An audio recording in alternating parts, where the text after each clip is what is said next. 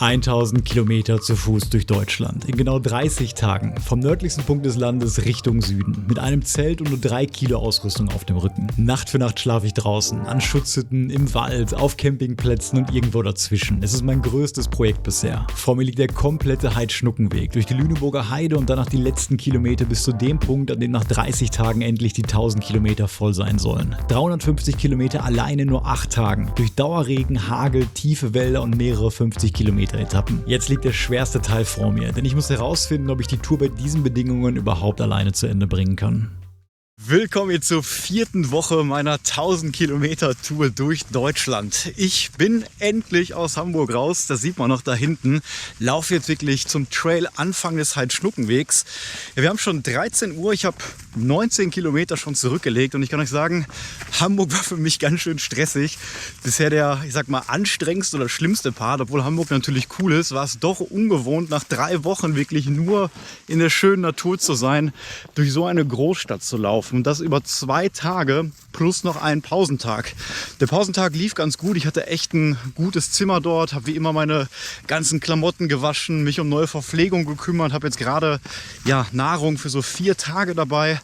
Und verlasse jetzt Hamburg und das Problem war auch noch, da war der Hafengeburtstag, so ein riesiges Fest und da musste ich heute den ganzen Morgen durch die Menschenmengen da durch. Das war echt stressig, deswegen bin ich gerade überglücklich, das hier zu sehen, mal wieder Ruhe.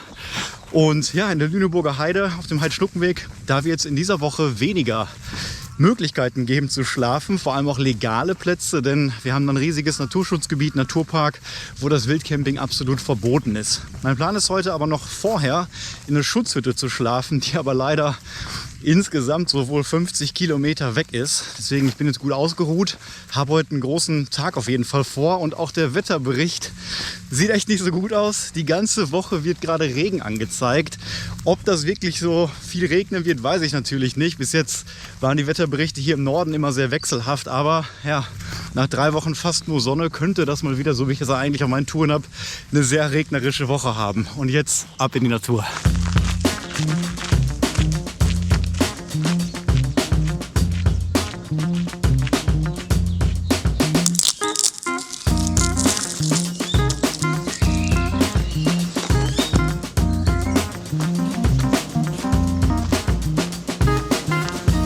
Und da startet er.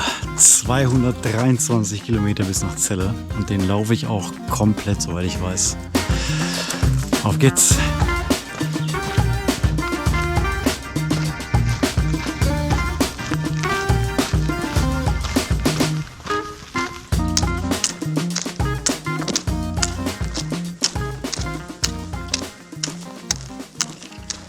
Also ich bin jetzt 3 Kilometer hier auf dem Heidschnuckenweg, aber Wahnsinn! Was ist das denn für eine Landschaft? Das sieht ja aus wie im tiefsten Schweden. Leichte Hügel, Kiefern, super bewachsener Boden, dann die Heide. Also ich bin gerade echt fassungslos. Wenn das jetzt so 220 Kilometer bleibt, dann wird mir der Trail wirklich sehr, sehr gut gefallen. Und diese Ruhe auch. Aber anscheinend schon ein paar mehr Höhenmeter als bisher. Und sehr schwül gerade irgendwie.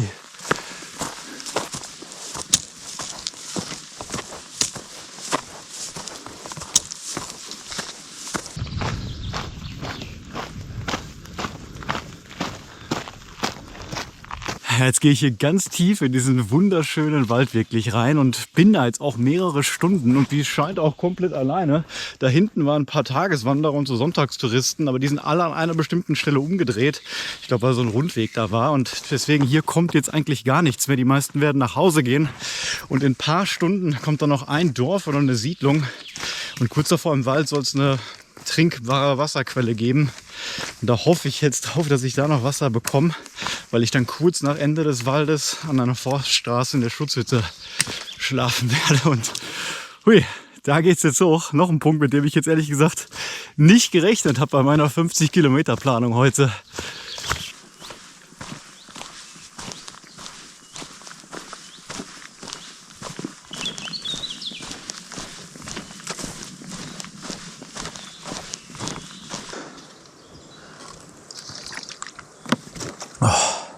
Wer bist du denn?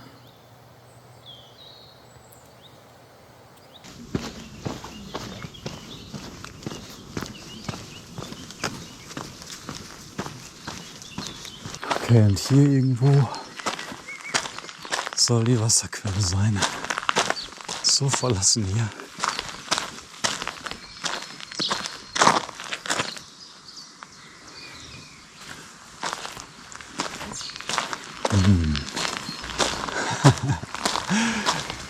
Durstlöscher für Wanderer. Das ist mal genial gemacht.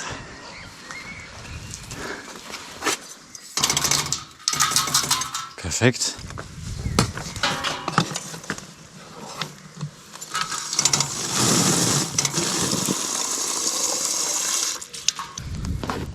Und jetzt ab zur Schutzhütte.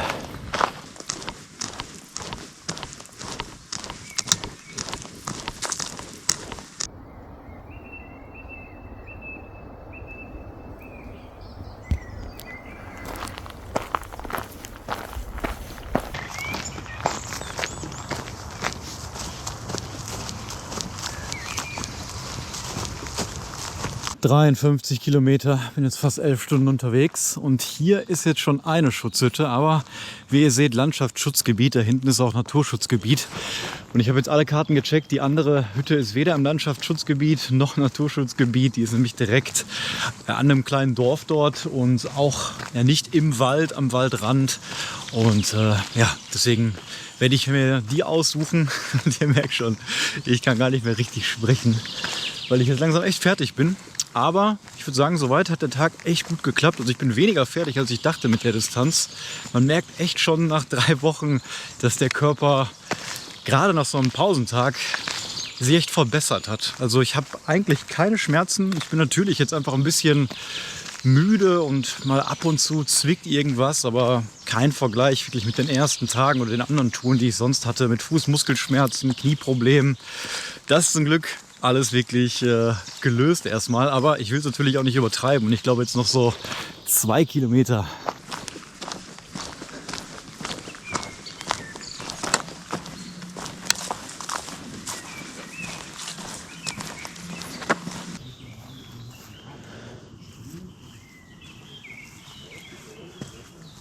Okay,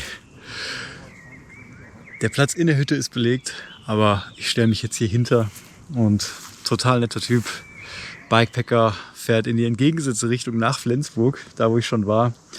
Jetzt haben wir uns hier nett ausgetauscht. Er hat mir sogar eine Pumpe für meine Luftmatratze gegeben und dazu zufällig genau dasselbe Ventil. Das hat mir natürlich jetzt ein bisschen Arbeit nach den 54 Kilometer erspart.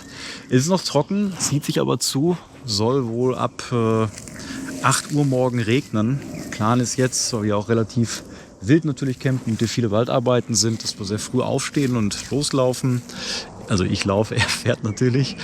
Und ich denke mal, 6:30 werde ich spätestens wach sein. Und dann habe ich auch gesehen, morgen ist es eh nicht schwierig mit der Schlafsituation. Da gibt es einen Campingplatz, aber in 56 Kilometer Distanz hätte ich natürlich jetzt schon Lust drauf. Aber ich muss echt gucken, was morgen die Beine sagen, wie ich mich nach dieser Distanz hier heute fühle.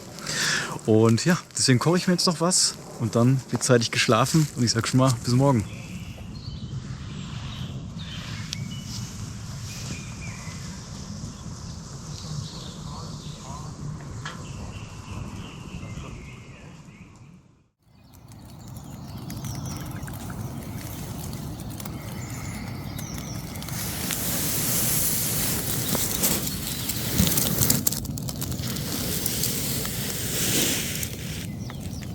Ja, guten Morgen hier um 7 Uhr.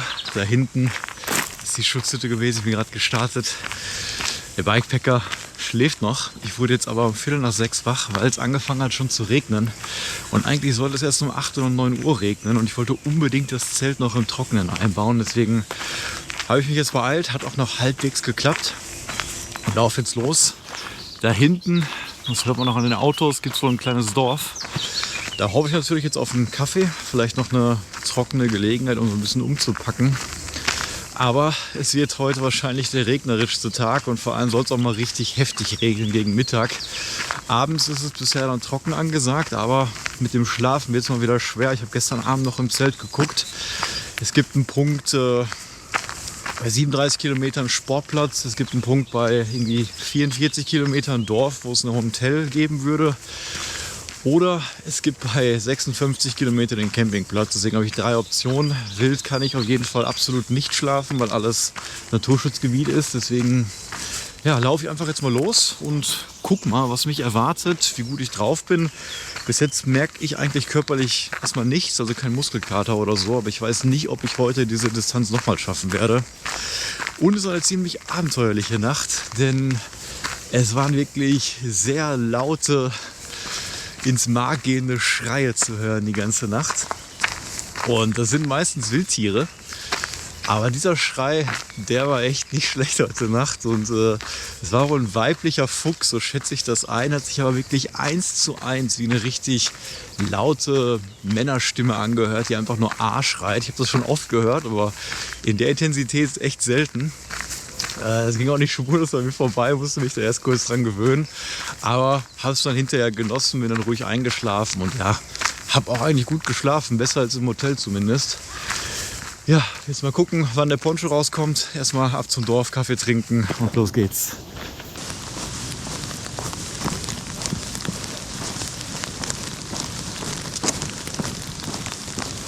Ja, da ist der neue Camo DCF Poncho draußen und jetzt muss er mal echt zeigen, was er kann, denn die nächsten Stunden werden verdammt übel.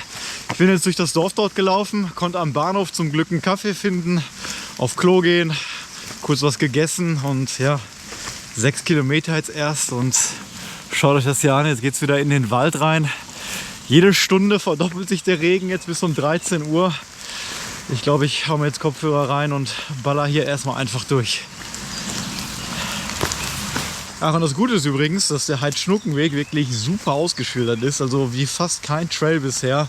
Und das ist natürlich bei dem Wetter perfekt, weil ich dann nicht ständig auf die Navigation gucken muss und einfach hier immer diesem Haar folgen kann.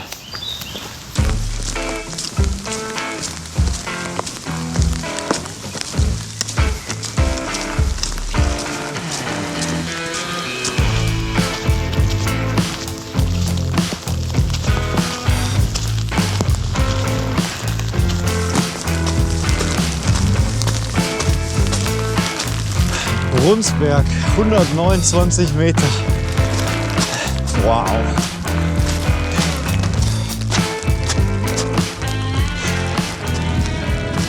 Hammer da hinten mit dem Nebel. Und hier die erste Schutzhütte nach 15 Kilometern. Und da werde ich von den meisten heute Gebrauch machen, weil die natürlich nur Bänke sind und bei dem Regen hat man echt keine Chance. Okay. Das ist keine Schutzhütte, aber ich setze mich trotzdem hier kurz hin.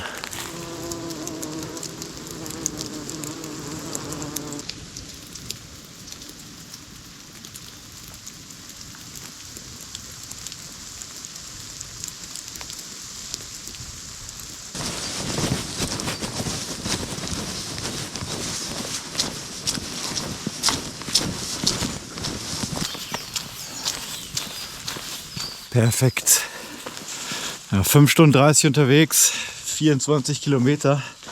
Bin also deutlich langsamer als gestern und noch nicht mal die Hälfte. Aber wie ihr seht, der Regen lässt ein bisschen nach. Und jetzt werde ich einmal aus dem Poncho rausgehen, ein bisschen was essen und dann mal gucken, wie weit es heute noch geht.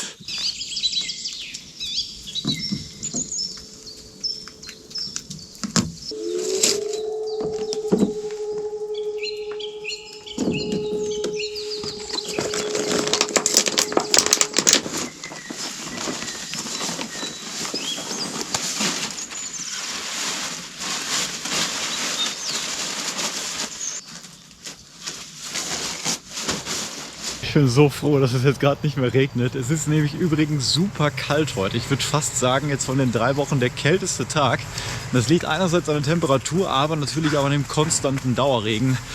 Und wenn ich heute noch mal draußen schlafen will, wo ich mir auch noch nicht ganz sicher bin, ob ich da bis zum Campingplatz wirklich komme, noch 34 Kilometer, dann ja, hoffe ich, dass mein ganzes Schlafsetup, natürlich Zelt und Schlafsack, trocken bleiben.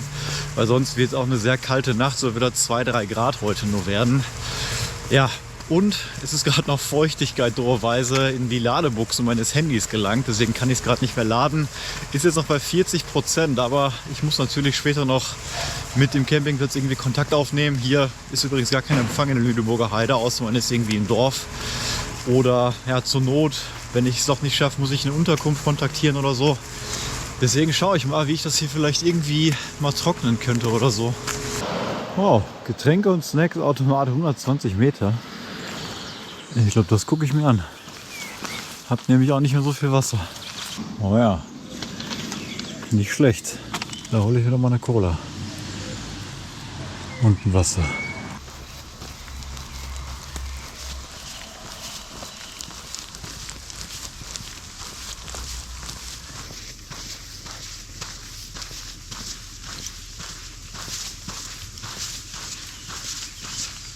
Und da kommt fast einmal die Sonne raus.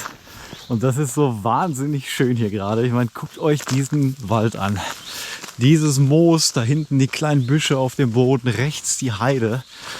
Also was will man mehr? Und obwohl es so regnet, habe ich eigentlich ganz gute Laune. Ist härter als gestern auf jeden Fall. Jetzt gerade ist meine Kamera leider final ausgefallen. Die wird den Rest der Tour wahrscheinlich nicht mehr filmen können, weil die Linse kaputt ist. Aber ich mache das Beste drauf und freue mich so darauf, heute hoffentlich eine warme Dusche zu genießen und einmal rauszukommen aus diesem nassen Wetter. Aber jetzt genieße ich erstmal die Landschaft.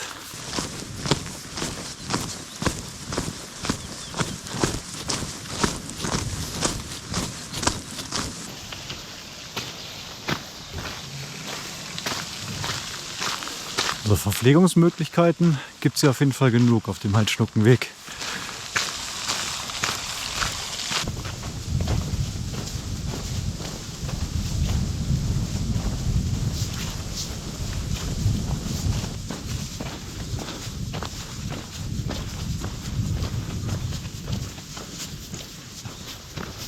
Oh wow, was haben wir denn hier für eine Aussicht? Im Herzen der Lüneburger Heide, jetzt schon seit 2 Stunden ungefähr. Aber der Ausblick ist ja mal Hammer. Wildfederberg, 169 Meter.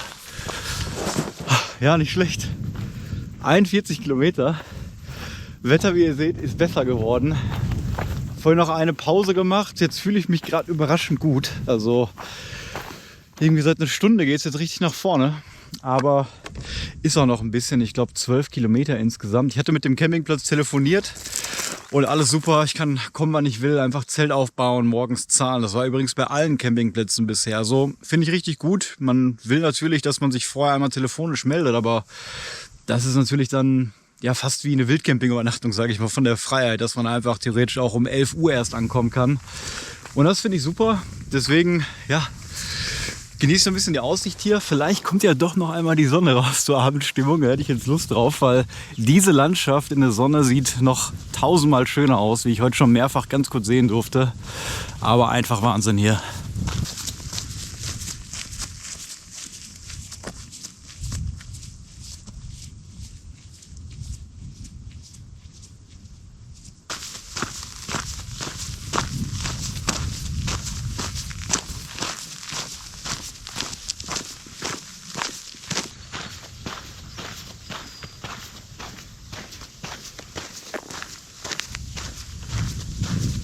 Und da ist die Sonne, von der ich gesprochen habe.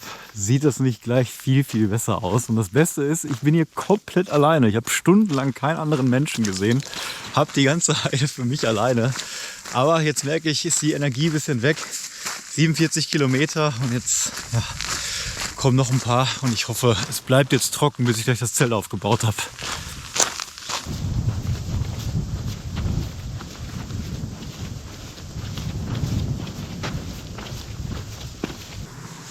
Zeltwiese ist nicht ausgeschrieben. Mal gucken. Das sieht gut aus.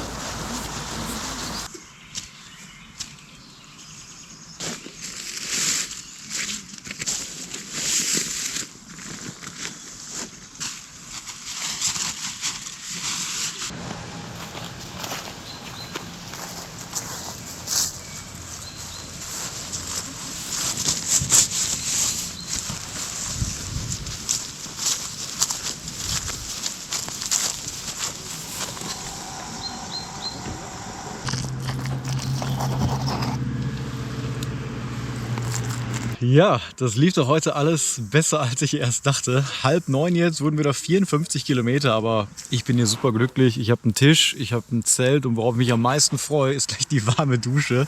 Da denke ich schon den ganzen Tag dran. Der Tag fing eigentlich ganz gut an. Bin ja relativ früh losgelaufen und dann mittags war echt schlimm mit der Kälte, mit dem ganzen Regen. Dann habe ich zu wenig gegessen, weil ich meine ganze Nahrung im Rucksack hatte und nicht in meinen Hüftgurttaschen. Das war echt ein Fehler. Muss ich beim nächsten Regen auf jeden Fall besser machen. Aber als dann der Regen aufgehört hat, zur zweiten Tageshälfte, da hatte ich aber mal voll Energie wieder. Ab Kilometer 30 ging es richtig los und dann war auch die Landschaft wirklich der Hammer. Also hier im Herzen der Lüneburger Heide wirklich fantastisch. Also ich bin total begeistert von diesem Abschnitt, wie auch im Norden. Kann das jetzt gar nicht vergleichen, aber vorher die ganze Zeit in der Ostsee entlang das Meer, dann diese Seen und jetzt hier diese riesigen hügeligen Landschaften. Also sehr, sehr abwechslungsreich, was ich hier auf den 750 Kilometer übrigens, die 3. Marke geknackt hier gesehen habe. Morgen hoffe ich, dass ich nicht so weit mal laufen muss. Habe noch nicht auf die Karte geschaut, was es morgen für Optionen gibt. Deswegen, ich habe jetzt gegessen. Ist übrigens alles auch trocken geblieben, also Schlafsack und so, Schlafklamotten, Zelt von außen ein bisschen nass, aber das stört mich eigentlich nicht so. Nacht wird wieder ein bisschen kälter mit 3 Grad, aber mir ist das echt egal jetzt. Ich habe mich so an die Kälte hier mittlerweile gewöhnt. Deswegen, ich gehe jetzt duschen und dann schlafen und dann geht es morgen weiter. Bis dann.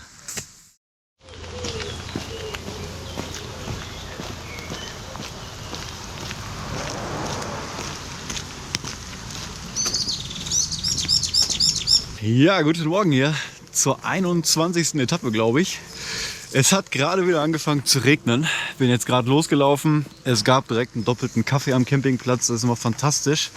Ja, und ich habe ein bisschen länger im Zelt gelegen, nicht geschlafen, aber ich bin um 7 wach geworden und dann lag ich noch eine Stunde da. Ich brauchte nach den beiden harten Tagen jetzt echt noch mal eine kleine Pause. Und dann habe ich gemerkt, es wird langsam ein bisschen düster und fängt langsam an zu regnen. Und dann bin ich quasi aus dem Zelt gesprungen und habe alles eingepackt, damit das jetzt bloß trocken bleibt.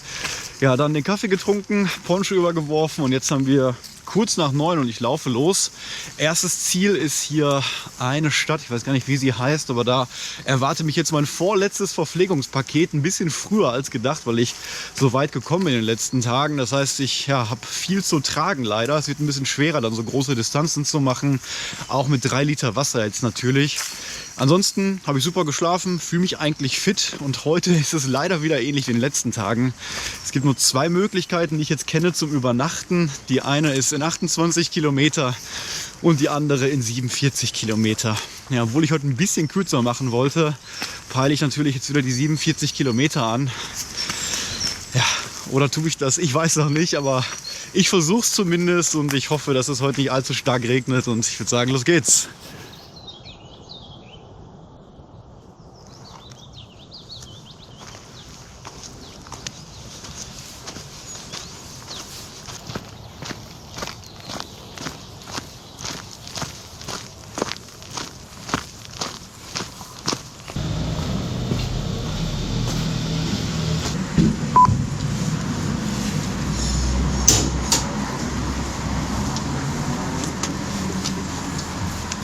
Okay, ich hatte Glück. Komm, ein Paket gerade im Trockenen einsammeln. Das hat einmal kurz aufgehört. Und jetzt bin ich gerade losgelaufen, hatte gerade den Poncho weggepackt und jetzt schüttet es hier wie aus Eimern. Also so heftig hat es bisher die ganze Tour noch nicht geregnet. Habe dummerweise heute Morgen die Entscheidung getroffen, meine Regenhose nicht anzuziehen. Jetzt bereue ich es ein bisschen, aber ich hoffe, das hält so wie gestern nicht den ganzen Tag, sondern vielleicht wird es später besser. Aber man kann hier echt nichts auf dem Wetterbericht geben. Ja, hier muss man anscheinend diese Seilbahn rübernehmen, wenn man dem Weg ordentlich folgen will. Ich gehe jetzt seit einer halben Stunde hier durch dieses nasse Buschwerk. Natürlich keine gute Kombination, wenn es vorher geregnet hat und die ganzen Blätter jetzt so nass sind. Aber ich versuche hier unterm Poncho halbwegs trocken zu bleiben.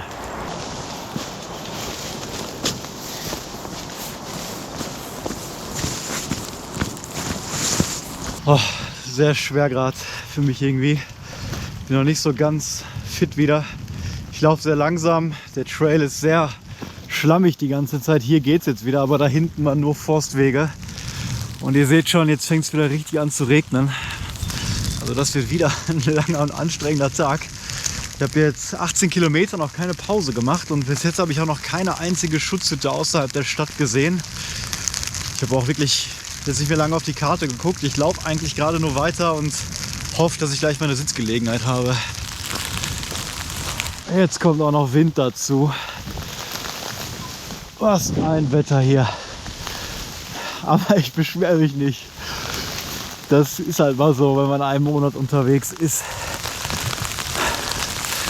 Aber schön ist anders. Aber hat auch was, oder?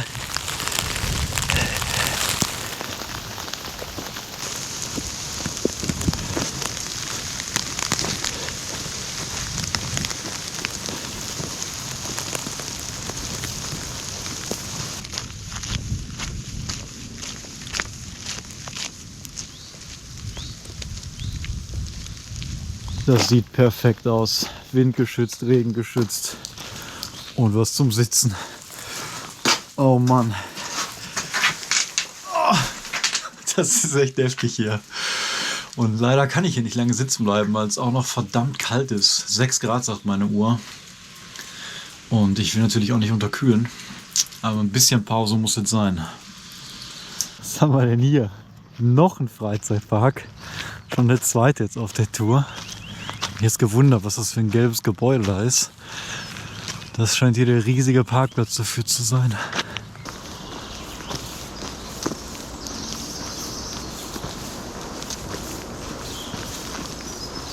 Ich fasse es nicht.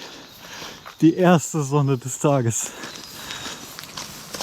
Oh, ihr könnt euch nicht vorstellen, wie gut das tut. Mir war so kalt zwischendurch. Oh. Und genau 30 Kilometer. Harter Tag, echt. Also ich steuere wieder einen Campingplatz übrigens an. Aber fast wieder 50 Kilometer und heute zählt jeder Schritt hier echt doppelt. Ich habe Angst, den Poncho auszuziehen, falls es gleich wieder anfängt. Jetzt gleich kommt aber Soltau, echt eine größere Stadt. Ich habe eigentlich wenig Lust, da durchzulaufen, wie so ein nasser Hund. Aber dann ist, glaube ich, nur noch Wald dran.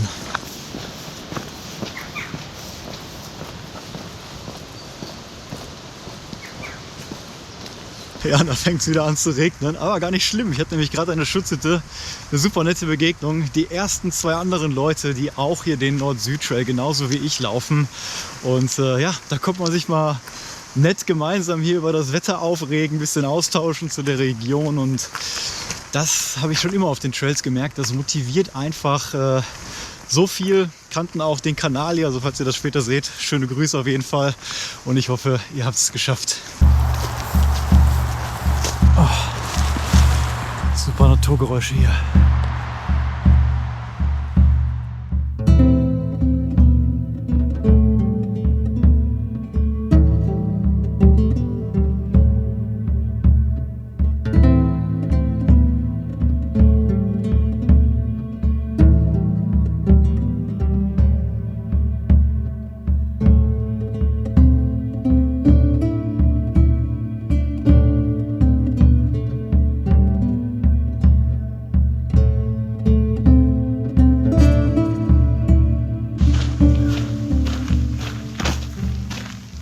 Ja, ich bin jetzt hier am Campingplatz und dachte, ich komme hier von hinten rein, aber hier ist alles zu. Dieser Campingplatz ist absolut riesig. Ich musste mir richtig Mühe geben, überhaupt hier drauf zu kommen, weil das mit Stacheldraht alles umzäunt war. Aber ich laufe jetzt hier schon echt 10 Minuten drüber und keine Rezeption in Sicht.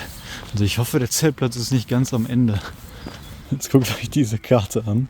Das hätte ich niemals ohne Rezeption gefunden, die jetzt bis 8 auf hatte. Und das scheint hier die Zeltwiese zu sein. Mit einem künstlich angelegten See. Und dann schaue ich mal, wo hier Platz ist.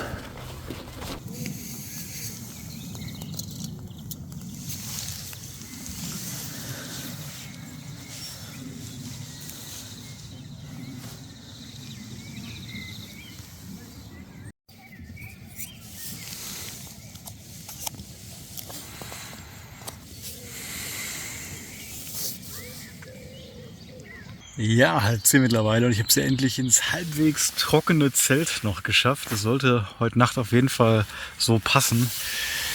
Der Tag war heute echt herausfordernd, muss ich sagen. Ich merke auf jeden Fall heute, dass ich richtig fertig bin. Mehr meine Beine irgendwie als körperlich. Bin eigentlich vom Kopf her noch nicht so ganz müde, aber die Beine merken, dass sie 150 Kilometer jetzt in den letzten 3 Tagen fast zurückgelegt haben. Und ich habe mich jetzt hier auf dem Campingplatz komplett in die Ecke einfach gelegt, weil hier echt viel los ist. Da vorne war noch ein Spielplatz, da sind noch ein paar andere Camper und ich liege jetzt hier relativ weit weg am Zaun. War auch noch duschen, was verdammt gut tat nach diesem kühlen Tag. Da war ich echt froh drum, dass ich heute nicht in der Schutzhütte geschlafen habe. Vor allem hat dort jemand ein Shampoo, glaube ich, vergessen. Da habe ich mir jetzt ein bisschen was von genommen. Und ja, normal dusche ich hier nur mit Wasser, weil ich keine Seife dabei habe, außer an den Pausentagen. Und das war jetzt echt nochmal für die Moral auf jeden Fall super. Ich werde mich jetzt so gut es gehen ausruhen. Heute Nacht soll es leider regnen, aber nicht so ganz kalt werden.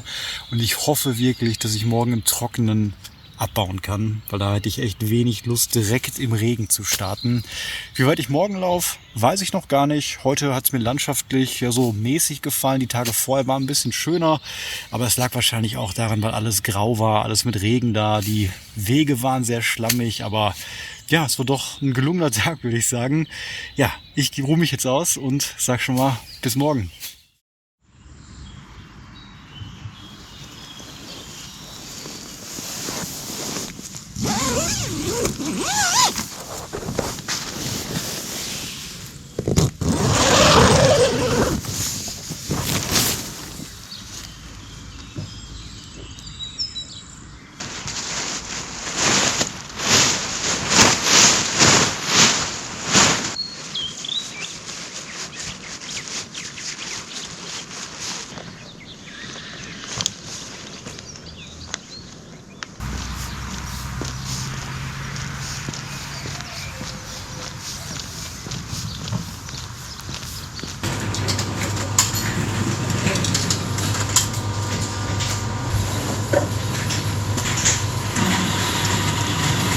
Guten Morgen, jetzt überraschend sonnige Wetter. Ich konnte es gar nicht glauben heute Morgen. Bin um kurz nach 7 aufgewacht und ein paar Minuten später schien dann die Sonne auf mein Zelt und das war echt herrlich. Ich lag da noch über eine Stunde, bin ganz in Ruhe wach geworden, habe das Zelt trocknen lassen, meine Sachen in Ruhe zusammengepackt, Powerbank noch voll geladen und mir einen Kaffee geholt.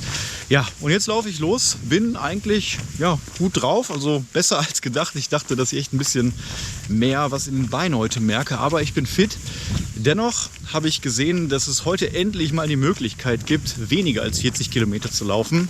Knapp weniger. Und das werde ich auf jeden Fall machen, denn die Möglichkeit gibt es morgen nicht mehr. Da werden es wahrscheinlich wieder um die 50 Kilometer. Deswegen heute zur Mitte der Woche, auf dem Mittwoch, mache ich mal so einen, ich will es nicht Pausentag nennen, aber eine Etappe, wo ich jetzt bewusst mal im Vergleich zu den anderen Etappen ein bisschen weniger laufen kann. Und das Angebot nehme ich gerne an. Wetter soll sich aber später ändern. Deswegen mal gucken, wie lange ich hier heute ohne Poncho laufen kann.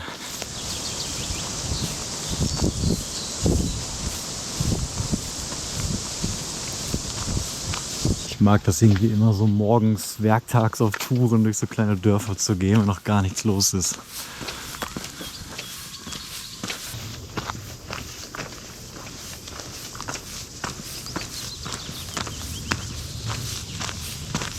Richtig schöner Wald hier wieder. Also die Etappe fängt schon mal deutlich besser an als gestern.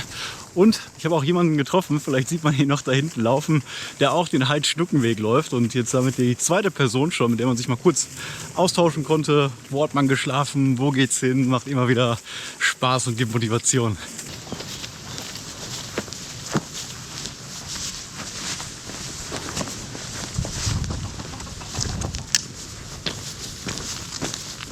Hier gefällt es mir richtig gut. Der Wiezer Berg, 104 Meter, glaube ich.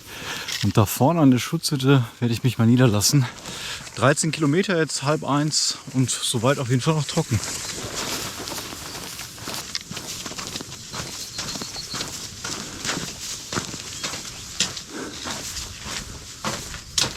Traumhaft. Mit Hüttenbuch. Jetzt sieht man erstmal, dass das hier wirklich ein kleiner Berg oder Hügel war.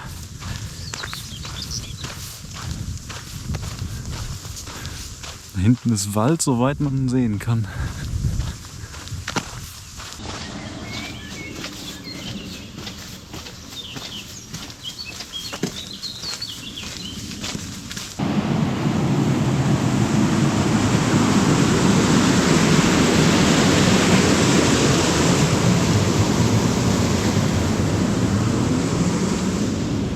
Oh, das erste Mal jetzt nach 800 Kilometern, dass ich eine Umleitung sehe.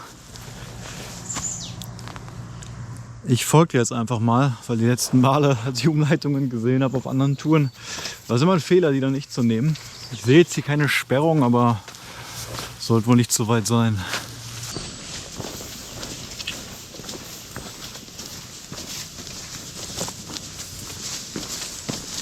Ja, richtig abwechslungsreich der Trail heute. Alle 5 Kilometer ändert sich so ein bisschen hier die Landschaft. Mal Wald, mal Feld. Jetzt folge ich hier schon längerer Zeit dem Bachlauf, gerade der Heidesee. Und die Umleitung war auch nicht allzu schlimm, ging ein bisschen durch eine Siedlung.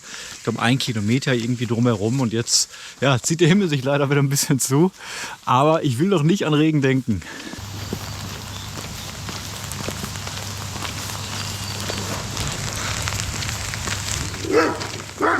Oh. Hi. Ich jetzt erschrocken. Aber wenigstens konnte ich die ersten 20 Kilometer trocken laufen. Hagel, aber nicht zu knapp. Wow. Ich bin froh, dass mein Zelt jetzt nicht draußen steht. Ah. Das tut verdammt weh.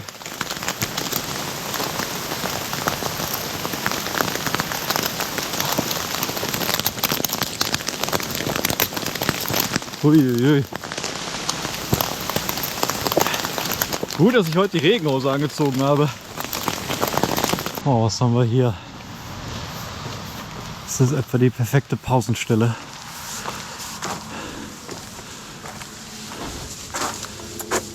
Ja, hier hole ich mir was. Puh, das war echt krass jetzt. Perfektes Timing.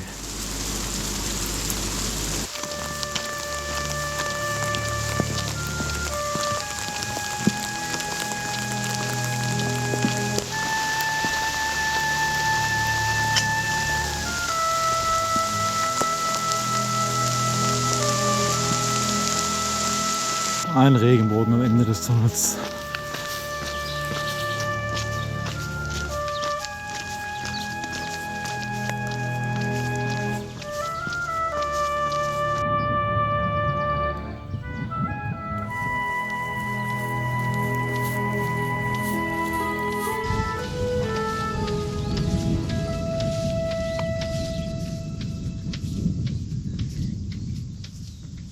Richtiges Maiwetter, immer im Wechsel, Regen, Hagel, Wind, jetzt wieder Windstille, Regenbogen. Gerade hat eine Schafsherde den Weg versperrt. Hab noch wen getroffen gerade im Bikepacker, der in die andere Richtung den Heidschnuckenweg hier fährt. Auch ja, wieder richtig coole Begegnungen und ich merke jedes Mal, wie das einfach meine Laune immer wieder hebt, mehr Energie gibt. Und habe jetzt die 30 Kilometer voll und irgendwo dahinter, hinter den Bäumen 5 Kilometer, erwartet mich dann schon der Campingplatz und da bin ich auch froh drum, heute mal ausruhen, denn morgen wird es wahrscheinlich wieder ein bisschen mehr werden müssen.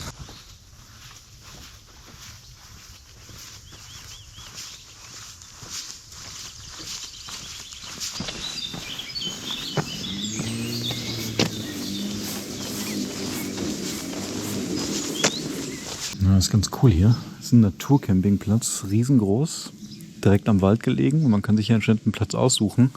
Rezeption und Platzbad war nicht mehr anzutreffen, aber dieser wunderbare Imbiss hatte noch auf. Und da habe ich erstmal eine Pommes geholt. Sitze hier auch überdacht. Und ja, mal gucken. Ich hoffe, gleich hört es noch einmal schnell auf. Und dann suche ich mir mal ein schönes Plätzchen. Irgendwo dahinter. Das ist mal eine Portion, oder? Ja, Zelt musste ich jetzt hier im Regen aufbauen, aber richtig schön hier mit der Natur. Habe mich so ein bisschen hier in die Ecke jetzt mal gelegt, dann habe ich meine Ruhe und die brauche ich auch heute. Ich gehe auch nicht mehr duschen, ob ich noch koche, weiß ich noch nicht. Die Portion war jetzt echt groß, aber ich glaube, ich lege mich jetzt nur ins Zelt und ja, werde ein bisschen lesen, ein bisschen entspannen, zur Ruhe kommen, ein bisschen regenerieren, weil morgen, weiß ich jetzt schon, wird es nochmal eine große Etappe. Und jetzt waren es heute nur 34 Kilometer knapp, aber die waren nicht so einfach, vor allem bei dem Wetter. Trail war heute super, sehr abwechslungsreich, wie gesagt. Mit dem Regen war abenteuerlich, 2 nette Begegnungen gehabt. Also wieder ein runder Tag und ich sage schon mal, bis morgen.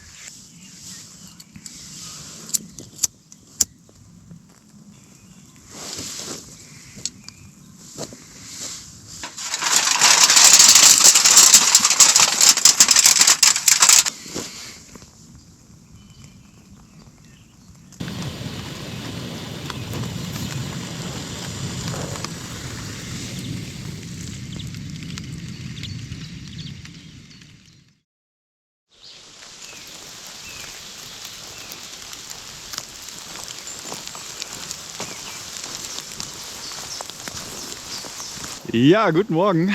Wie ihr seht, ist das Wetter unverändert. Ein bisschen Wind ist noch dazu gekommen.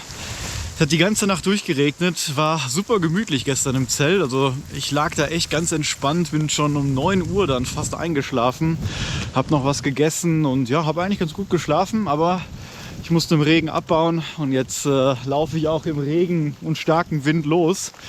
Jetzt erstmal wieder ein bisschen zurücklaufen zum Trail und dann mal gucken, wie weit ich komme.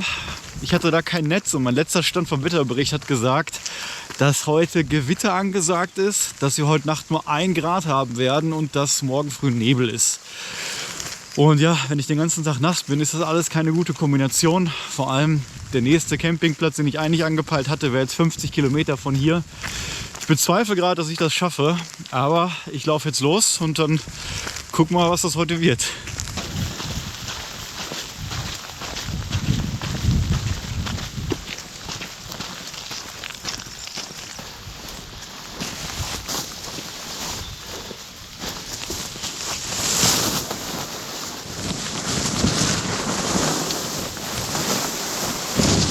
So nass waren meine Füße auf der ganzen Tour noch nicht.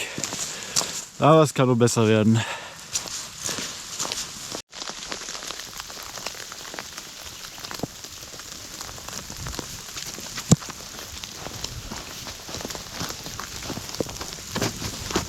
Und da kommt fast einmal tatsächlich die Sonne raus. Und das tut so gut, sage ich euch. Reicht nicht ganz zum Trocknen, aber immerhin ein bisschen. Oh, mal ein extra Warnschild für Zecken. Habe ich bisher auch noch nicht gesehen. Aber die sitzen natürlich auch hier auf den kleinen Ästen der Heidepflanzen. Ja, absoluter Traumwald hier wieder.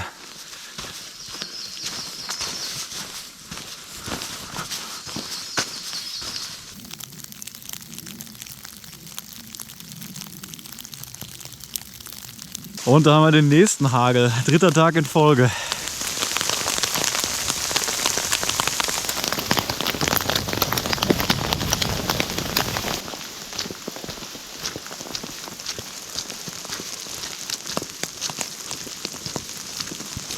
Oh, ich liebe diese kleinen Möglichkeiten, hier was nachzukaufen. Hofläden, Automaten. Vor allem, wenn es dann eine Überdachung gibt. Gibt sogar Eis.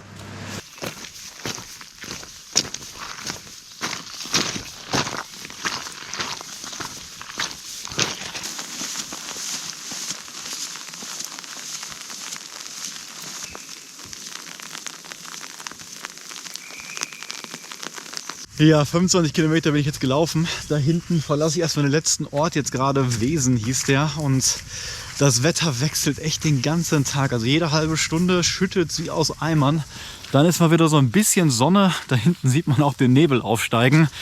Jetzt soll es aber 4 Stunden lang zum ersten Mal auf meiner Tour hier gewittern. Da muss ich natürlich aufpassen. Ich weiß nicht, wie heftig das wird. Und heute Nacht 1 Grad. Bin auch ziemlich nass gerade. Deswegen plane ich jetzt erstmal wieder einen Campingplatz an. Da kommt zum Glück noch einer, so bei Kilometer 37, bisschen Off-Trail. Ist relativ teuer, habe ich gesehen, aber auch relativ cool. Und da gibt es auch zur Not so kleine Wanderhütten. Muss ich mal überlegen. Das wäre natürlich eine Idee, wenn es jetzt extrem nochmal wird mit dem Wetter und ich dann wieder im Regen aufbaue, würde ich mir das überlegen. Aber ich starte jetzt erstmal hin. Vielleicht wird es auch gar nicht so schlimm, wie ich denke.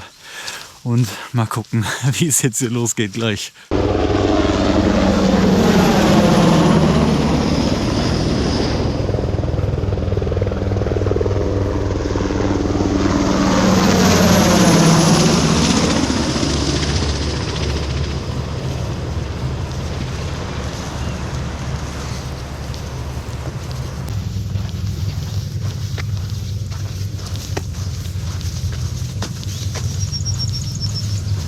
Ja, kleines Problem oder ein größeres, ich weiß noch nicht.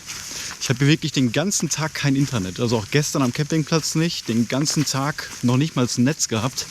Und jetzt gerade einmal LTE, da habe ich den Campingplatz angerufen. Und die haben nicht mal mehr einen Zeltplatz frei. Alle Hütten natürlich auch belegt und nichts mehr auf der Zeltwiese, auch nicht für Wanderer. Wegen dem Vatertagswochenende, heute ist nämlich Feiertag. Und ja, jetzt weiß ich echt nicht, was ich machen soll. Ich habe keine Möglichkeit, hier gerade mehr was zu recherchieren, weil ich kein Internet habe.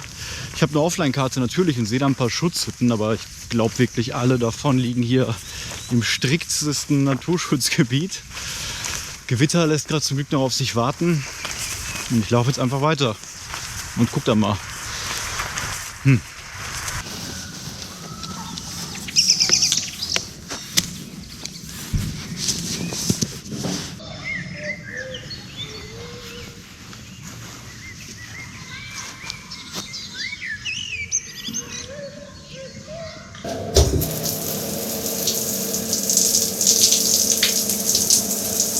Ja Leute, ich bin doch noch hier auf dem Campingplatz gelandet, nachdem ich da echt kurz nicht gut drauf war und nicht wusste, wie es weitergeht, kein Netz hatte, total nass war und echt genervt von dem Wetter war.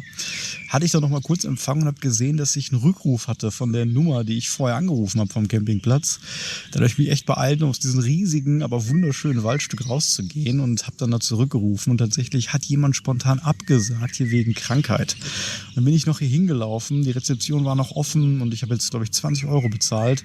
Hatte hier eine super Dusche, habe einen riesigen Platz für mich alleine. Die Zeltwiese ist irgendwo da hinten und da ist es richtig voll und auch, ich glaube, eine kleine Party ist da irgendwie, weil heute Feiertag ist. Auf jeden Fall stehen hier normal Wohnmobile, deswegen habe ich um mich rum jetzt keine Nachbarn. Bin super happy, bin froh, dass es jetzt gerade nicht regnet, habe auch kein Gewitter mehr gehört zum Glück. Heute Nacht wird es zwar jetzt nochmal richtig kalt, aber ich bin trocken, ich bin jetzt auf jeden Fall gut gesättigt, habe gut gegessen, mir ist warm und ja, die Dusche war auf jeden Fall auch der Hammer. Morgen geht's nach Celle und da muss ich mich jetzt noch drum kümmern. Hier gibt's nämlich zum Glück WLAN endlich mal, wo ich dann übernachten werde. Tag heute war ansonsten eigentlich schön von der Natur. Ich mag ja diese Kieferwälder und davon hat man hier in der Südheide auf jeden Fall mehr als genug. Deswegen, auch wenn es sehr eintönig war heute, habe ich die Landschaft sehr genossen und hoffe, dass es morgen noch ein bisschen entspannt durch den Wald geht. Also mal gucken, wie kalt die Nacht jetzt hier wird und ich sag bis morgen.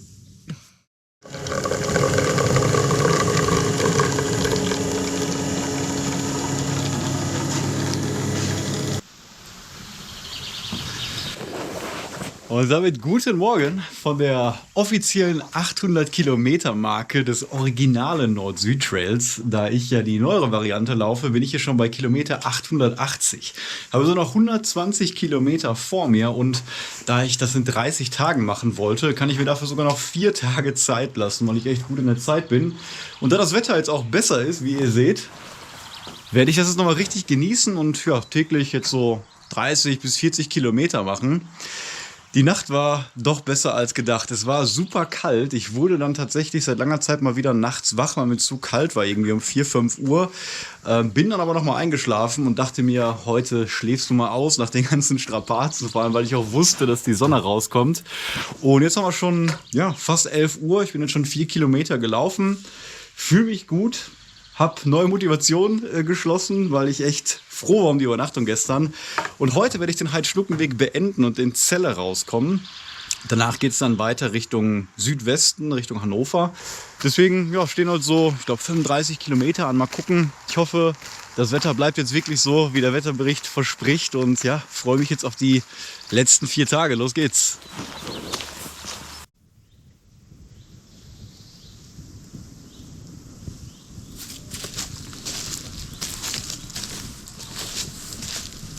Absolut unglaublich, wie riesig dieser Wald hier ist. Wenn ich überlege, dass ich seit 3 Tagen hier nur diese Forstwege laufe und heute den ganzen Tag geht es einfach nur geradeaus, jetzt 30 Kilometer bis nach Celle.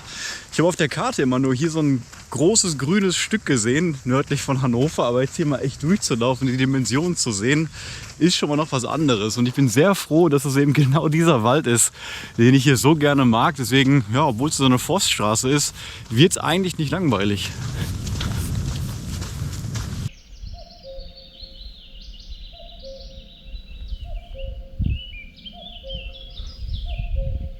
Und am Ende des grünen Tunnels haben wir hier mal eine Schutzhütte, beziehungsweise nur an einer Kreuzung. Da ist anscheinend alles Militärbereich.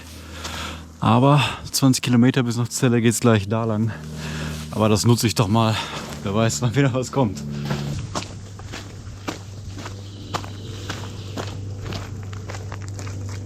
Tja, einmal kurz nicht aufgepasst, habe ich den Weg verloren.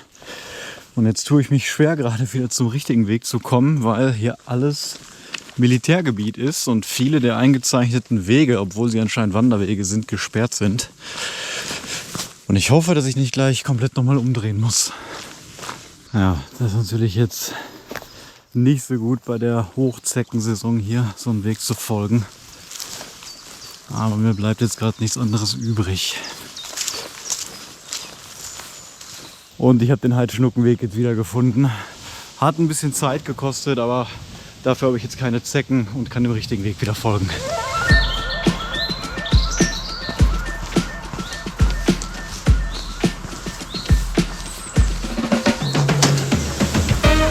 Und mein letztes Versorgungspaket.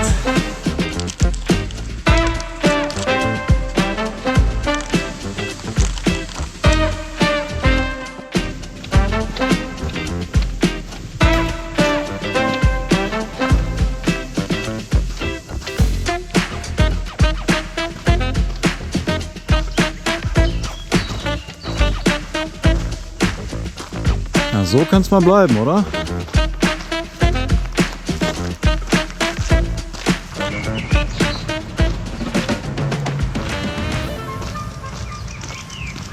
Wow, und hier haben wir das Schloss Celle, habe ich gar nicht mit gerechnet. Auch ein super Garten hier.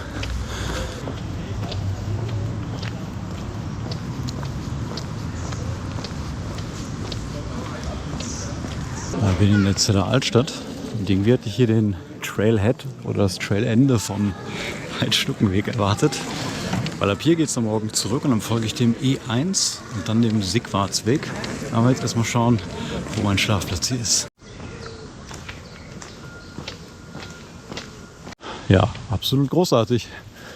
Ich habe hier nicht viel erwartet außer eine Wiese. Es gibt hier eine Dusche, es gibt einen Unterstand, wo ich gleich kochen kann. Es gibt beheizte Sanitärhäuser und Stadtnähe. Ich weiß gar nicht, vielleicht gehe ich gleich nochmal in die Stadt oder setze mich da hin und koche was. Ja, 7 Uhr jetzt, 34 Kilometer, aber jetzt erstmal aufbauen. Wetter passt heute, endlich mal nicht im Regen aufbauen. Habe ich jetzt nochmal umgestellt, weil da morgen die Sonne aufgehen soll. Und dann kann das noch ein bisschen trocknen. Und hier nach fast 25 Nächten hat sich schon einiges an Dreck hier eingesammelt.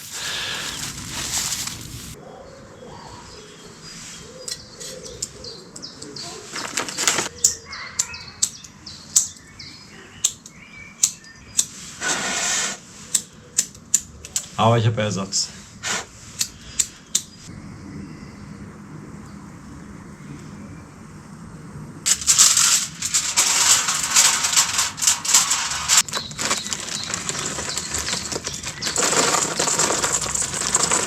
Ja, richtig schön hier. Da vorne ist der kleine Fluss direkt hinter der Hecke. Ich habe mich jetzt entschieden, ich gehe heute nicht mehr nach Celle rein. Gerade war schon viel Trubel und ja, wir haben 7 Uhr, ich bin genug gelaufen. Und endlich habe ich mal eine gute Gelegenheit hier ein bisschen zu sitzen, vor allem bei dem Wetter auch. Und ich dachte mir auch, ich gehe morgen nochmal denselben Weg, glaube ich, bis zum Schloss zurück und dann werde ich mir da noch einen Kaffee oder so holen. Ja, heute irgendwie der Tag ging super schnell vorbei. Ich glaube, das lag an dieser langen Wanderautobahn, nenne ich es mal, obwohl sie wirklich sehr, sehr schön war, auch mit dieser riesigen Eiche und den Kiefernwäldern.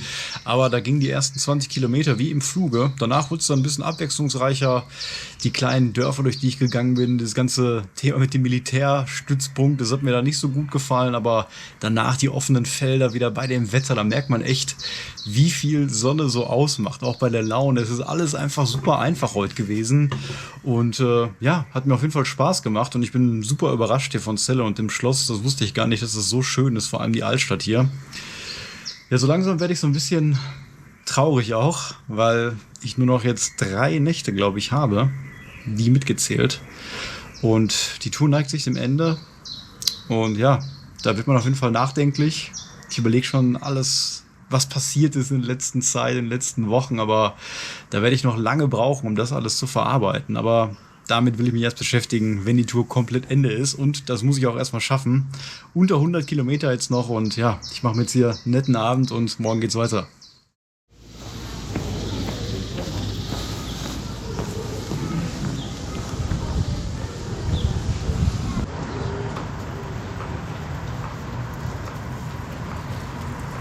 Guten Morgen hier aus Celle, beziehungsweise vom Rand von Celle, denn ich verlasse es jetzt gerade Richtung Westen, wie gesagt auf dem E1. Bin mal gespannt, wie das jetzt so wird, weil das natürlich ja kein markierter großer Wanderweg mehr ist, sondern eher so ein Zwischenstück. Aber bis jetzt sieht es schon mal ganz schön aus. Und gerade am Schluss habe ich doch noch das Ende und den Anfang vom Heidschnuckenweg gefunden. Da war so eine große Tafel, wo man noch mal gesehen hat, ja, wie ich jetzt von Hamburg auch hier hingekommen bin. Und die Nacht auf dem Platz heute bei dem Verein war echt super. Also ich war ja mit der einzige Gast da und es war eine absolute Ruhe. Die Sonne kam dann raus und ich genieße das irgendwie momentan total im Zelt zu liegen. Ich lag fast 12 Stunden jetzt da drin. Bin schon gestern um kurz nach 9 da wirklich eingeschlafen. Habe heute Morgen mir auch richtig Zeit gelassen, noch gewartet, bis die Sonne das Zelt getrocknet hat. Ein bisschen gelesen und ja, da freue ich mich auf jeden Fall heute Abend auch schon wieder drauf. Aber jetzt erstmal gucken, wie der Tag wird und los geht's.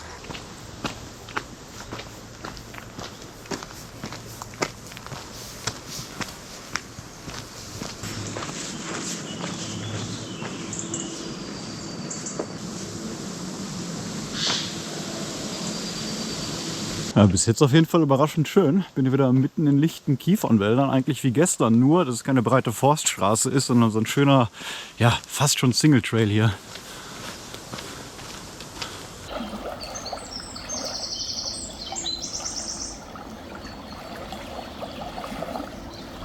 Ja, man merkt auf jeden Fall, dass der Abschnitt hier vom E1 in meinem X zu sehen deutlich weniger begangen ist als ja, der gesamte Teil des Heidschnuckenwegs zum Beispiel, weil die Trails heute echt wirklich ein bisschen überwuchert sind.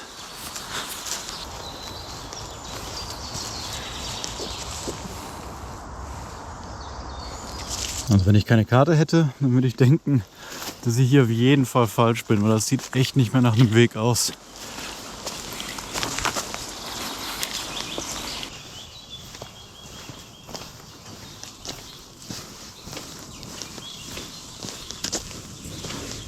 Ja, was mir auch noch auffällt, ist, dass es natürlich hier auf diesem wenig begangenen Wegen keine Bänke oder Schutzhütten oder irgendwas mal gibt, außer Baumstämme von den Forstarbeiten am Rand. Das heißt, ich konnte noch keine Pause machen nach 20 Kilometer.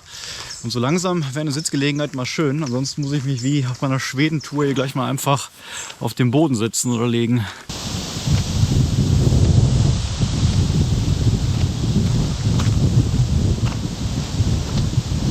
Erstes Dorf nach Celle, Fuhrberg. Was erblicke ich hier? Hier setze ich mich auf jeden Fall kurz hin.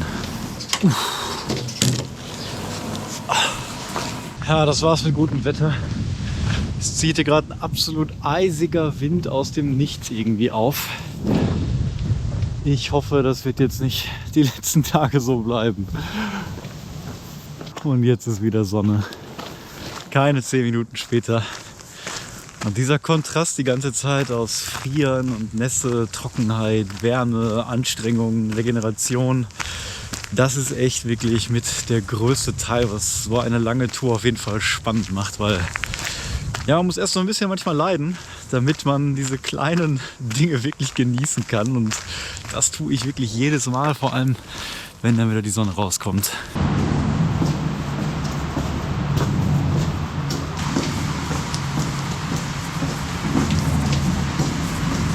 Oh, das ist doch mal eine schöne Bank hier in der Natur. Die erste dieser Art heute. 30,6 Kilometer jetzt in 7 Stunden. Und ja, das merkt man auch. Ich war relativ schnell unterwegs, wenig Pausen gemacht. Aber ich habe heute vor, ein bisschen früher am Zeltplatz anzukommen. Ich mache jetzt von hier auf, ich glaube noch so 4-5 Kilometer zum Nahtels Heidesee. Und ja, da kann ich wohl zelten, denn morgen wird die letzte große Etappe und ich glaube, das wird wieder 50 Kilometer, weil vorher ja wahrscheinlich nichts mehr ist. Deswegen hoffe ich, dass ich heute noch mal gut regenerieren kann und gut schlafen kann vor allem. Heute Nacht wird es leider auch wieder kälter und morgen Regen, also das wird morgen noch mal die finale Probe, glaube ich. Ach Mann, ich hatte mich gerade von diversen Raupen und anderen Insekten befreit, die von dem Baum über der Bank runtergefallen sind.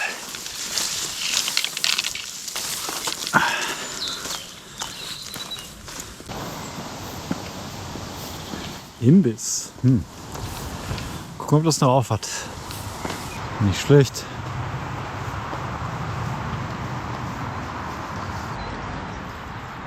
Ja, hier kann ich mich aufbauen.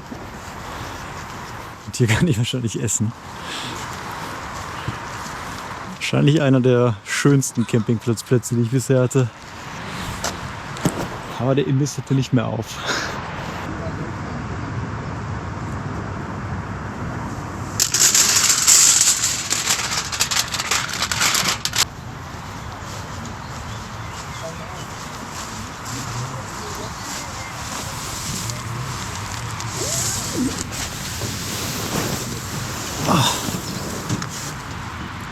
Ja, gegessen, ausgeruht und mich mal ein bisschen abseits hingesetzt, weil doch schon da vorne viel los ist. Aber hier ist das Duschhaus. Das nutze ich natürlich nochmal. Ist auch erst 7:30 jetzt. Und ja, ich habe echt Respekt vor der Etappe morgen. Wird nochmal 52 Kilometer und dann bin ich fast bei meinen 1000. Und dann am Montag, also übermorgen, müssten mir nur noch so 5 bis 10 Kilometer fehlen, bis ich dann in Lucum oder so ankomme, an einem Kloster auch. Und ja, da irgendwo dazwischen wird dann die finale 1000 Kilometer Marke sein. Ich bin echt aufgeregt, habe großen Respekt vor der Etappe morgen. Ich habe zwar jetzt schon 3-mal, glaube ich, über 50 gemacht in dieser Woche, aber ja, lange keinen Pausentag mehr gehabt und Wetter soll auch nicht so mitspielen. Deswegen werde ich morgen ganz früh aufstehen und versuchen, viel zu essen den Tag über, kurze Pausen zu machen und dann zu hoffen, dass ich irgendwann um 8, 9 Uhr dann noch dort bei meiner Zeltstelle ankommen werde. Ja, jetzt aber gut erholen heute, gut schlafen und dann geht's morgen weiter.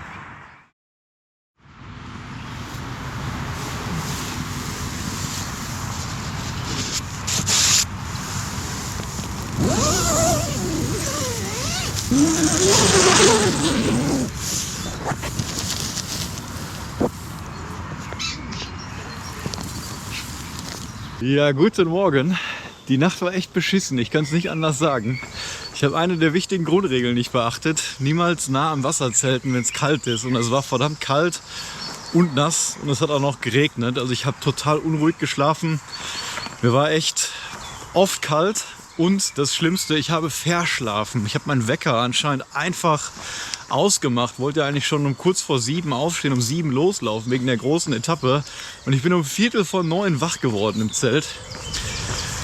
Ja, jetzt habe ich mir überlegt, auch gestern eigentlich schon, weil ich nur noch 55 Kilometer grob habe oder 54, bis die 1000 voll sind. Und die wären wahrscheinlich heute schon voll gewesen, bis ich an der Zeltstelle angekommen wäre. Dass ich heute 40 Kilometer mache, als Ziel mir das Steinhuder Meer nehme. Da wollte ich sowieso schon mal gerne hin. Und als ich gestern aus der Dusche kam, habe ich erst mal gemerkt, dass man natürlich auch nach so einer langen Tour und wenn der letzte Zero Day schon 9 Tage zurückliegt, ganz gut riecht. Oder eher gesagt nicht gut riecht. Und deswegen habe ich mir überlegt, dass ich jetzt für die letzte Übernachtung tatsächlich eine Unterkunft am Steinhuder Meer nehmen werde. Da nochmal meine ganzen Sachen auch waschen werde, soweit es geht. Und von da dann Montagmorgen, also übermorgen, nur noch die letzten 5 bis 10 Kilometer zurücklegen werde, bevor ich dann wirklich mehrere Stunden mit mehreren Zügen nach Hause fahre. Deswegen ja, war es leider die letzte Zeltnacht heute. Bin so ein bisschen traurig. Aber da wir jetzt schon fast 10 Uhr gleich haben, ist es, glaube ich, realistischer, wenn ich heute erstmal nur das Steinhuder Meer anpeile. Und schau da mal nach einer Unterkunft. Aber jetzt erstmal warm laufen, denn es ist verdammt kalt. Kaffee suchen, den gab es da natürlich auch nicht. Und mal gucken, ob das hier trocken bleibt.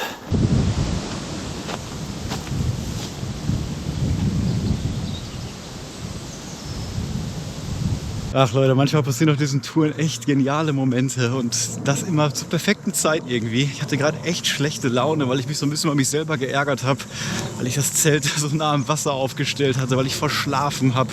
Dann bin ich echt müde gewesen und kalt. Und dann kam ich hier durch dieses kleine Dörfchen und da war ein Kaffeeladen auf. Da habe ich mir kurz einen Espresso bestellt und noch einen Kaffee to go. Und dann haben die netten Leute dort gefragt, was ich denn hier mache. Und dann habe ich erzählt, wo ich schon lang gewandert bin. Und die haben mir dann den Kaffee ausgegeben. Und das ist so eine kleine Geste, die bringt einen dann so mental nach vorne, wenn man auf solche netten Leute trifft, dass ich jetzt schlagartig wieder Motivation habe und gute Laune habe. Und die Sonne kommt auch noch raus. Also besser geht's doch jetzt gerade nicht.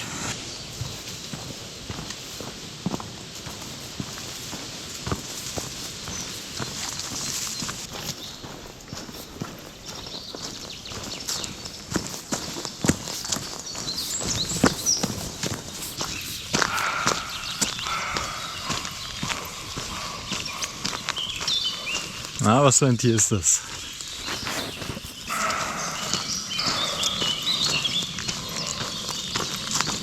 Habe ich heute schon das 3. Mal jetzt ordentlich verlaufen, also jeweils 1 Kilometer Umweg. Ich kam jetzt von da, bin einfach hier weitergelaufen, aber hier rechts geht der Weg lang.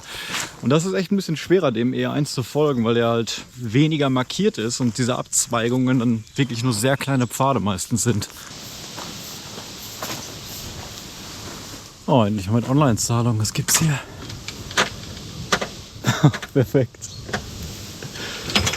Na, das gönne ich mir doch.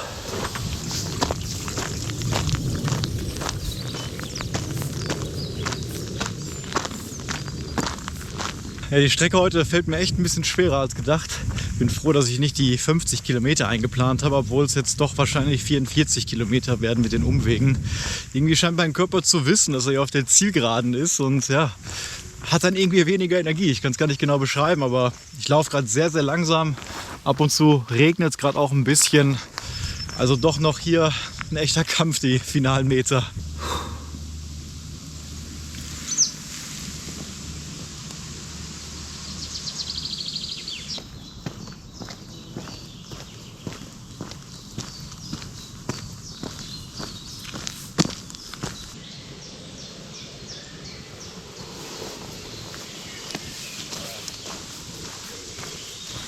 Ich bin mir gerade nicht mehr sicher, ob das hier der Trail ist, aber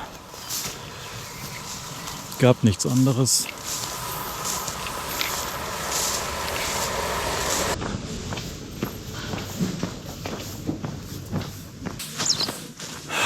Geschafft. 44,5 Kilometer und jetzt fast 11 Stunden gebraucht.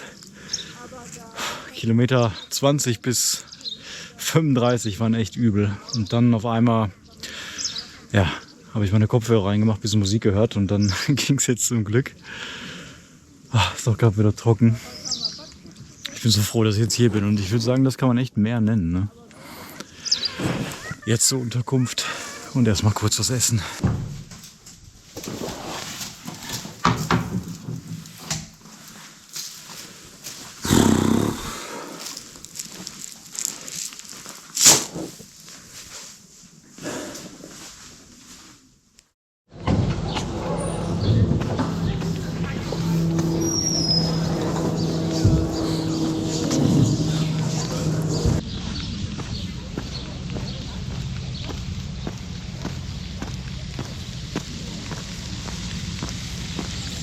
Ja, guten Morgen. Ich verlasse jetzt hier gerade Steinhude vom Hotel. Heute ist die 27. und letzte Etappe, Tag 30 insgesamt. Und ich habe jetzt exakt noch 9 Kilometer. Laufe jetzt zum letzten Mal hier in den Wald wahrscheinlich. Und ja, fühle mich auf jeden Fall ein bisschen traurig, ein bisschen froh. Aber ich genieße jetzt die letzten Schritte nochmal. Mal gucken, wo ich rauskomme.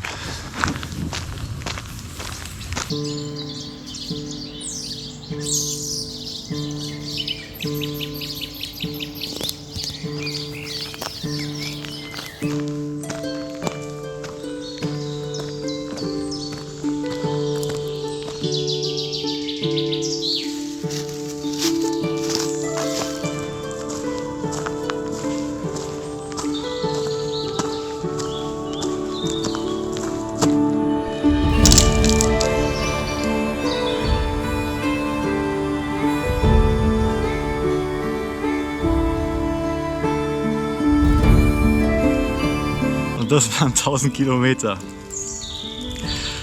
Ich weiß gar nicht, was ich sagen soll. Unfassbar jetzt hier zu sein. Genau hier mitten im Wald ist es soweit gewesen. Was eine Reise, was ein Abenteuer. 1 Monat bin ich jetzt unterwegs. Über 1 Million Schritte, 27 Etappen, 3 Zero Days, 37 Kilometer im Schnitt. Ich habe so viel gesehen, so viel erlebt, dass ich da jetzt erstmal noch wochenlang drüber nachdenken muss. Ich bin so gespannt, mir auch das ganze Videomaterial anzugucken, gespannt, diesen Film hier zu schneiden, den ihr jetzt vielleicht bis zum Ende mitgeguckt habt. bin einerseits traurig auf jeden Fall, andererseits natürlich auch froh, das geschafft zu haben, wieder zu Hause zu sein, aber ich hätte auch noch so weiterlaufen können. Ich freue mich jetzt schon auf die nächste Tour. Ich bin dankbar an meinen Körper auf jeden Fall, dass der so durchgezogen hat, an meine Ausrüstung. Ich habe keine Blasen, keine Verletzungen, nichts ist kaputt gegangen. Ich habe einen Löffel verloren, aber das war's auch. Ich bin dankbar, dass Sebastian die Hälfte mitgelaufen ist und dass ich dann auch noch die andere Hälfte alleine durchziehen konnte. Ich bin dankbar an die ganzen Leute, die ich hier getroffen habe, die mir geholfen haben, an die Organisatoren dieser ganzen kleinen Trails, vor allem auch natürlich an den NST, an die Initiative, die das Gesamtwerk hier konzipiert hat, das ich jetzt gebraucht habe. Und dankbar natürlich auch an euch, dass ihr mich hier begleitet habt. Das ist natürlich auch ein Faktor. Wenn man so lange hier alleine ist, dann hat man natürlich, oder ich dann zumindest, immer ein bisschen Abwechslung und kann zumindest was sagen in die Kamera. Ja, es war ein Hammertrip, viel besser als ich gedacht habe. Der Weg war viel schöner als ich gedacht habe. Falls ihr noch keine Trekking-Tour gemacht habt, ich kann es euch nur raten, geht raus. Egal ob ein Monat, eine Woche, ein Jahr oder auch nur ein Wochenende. Die Erlebnisse, die man dann hat, die kann man eigentlich nirgendwo sonst im normalen Leben und im Alltag finden. Das musste ich auch jetzt über die Jahre lernen und ja, es ist zumindest die beste Aktivität, die ich bisher in meinem Leben kennengelernt habe. Und das hat sich jetzt mal wieder hier auch auf dieser für mich auch besonders langen Tour gezeigt. Ja, ich hoffe, euch hat es auch Spaß gemacht, mich hier zu begleiten. Vielleicht hat es euch auch ein bisschen Lust gemacht auf den Weg oder auch auf andere Wege, ganz egal. Würde mich immer freuen, wenn ihr mich abonniert. Und jetzt geht's für mich nach Hause. Bis zum nächsten Mal.